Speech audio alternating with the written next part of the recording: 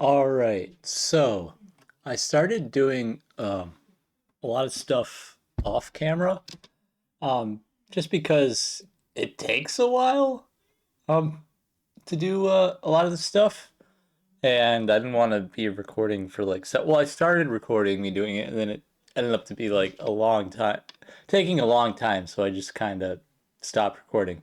I figured I'd just start making parts of this computer and then just explain it afterwards. So I made the RAM. It connects to the bus, which the bus just sends uh, a byte, bytes back and forth really quickly, only one byte at a time. And you have a set parameter where you can set the memory that comes in through the memory address at the memory address register. And I only have 4 bits for the memory address register. I tried going to like just a regular 7-bit register like they show in here. But this is a lot of, yeah, this is a lot. I wasn't planning to make 65,000 different things. So I went with 4 bits, which gives me what is it, 2x4 decoder instead of an 8x256 decoder. So yeah, I did that instead. And then I bundled them all up.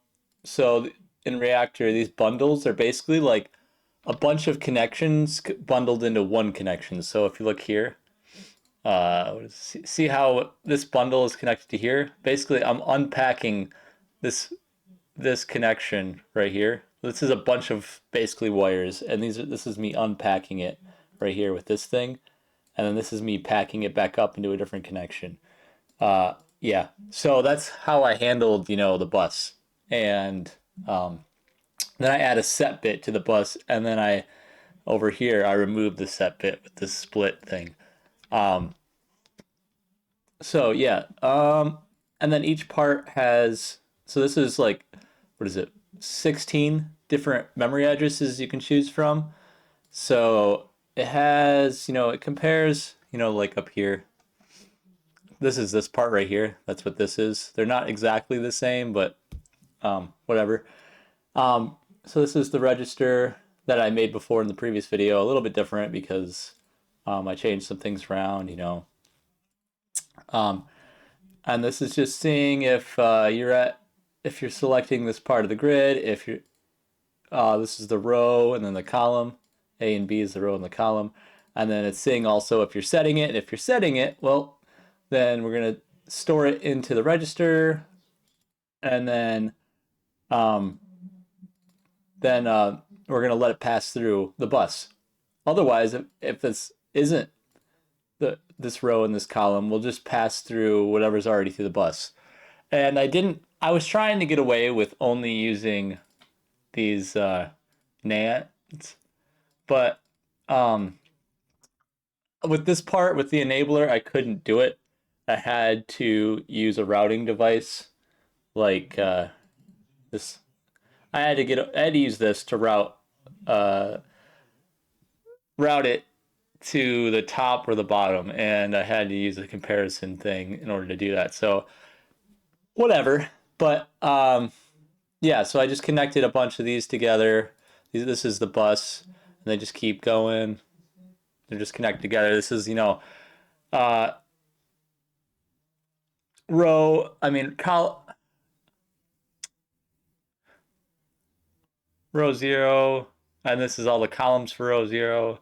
Row one, all the columns for row one. Row two, all the columns for row two. Row three, all the columns for row three. So, yep. Um, but yeah, that's really it. And I'm just only messing with bits. So, um, I can show you how this works real quick. So here are the 8 bits. This is the memory, right? And I'm going to save it into a register. So I use these 4 bits. These 4 bits is the memory address.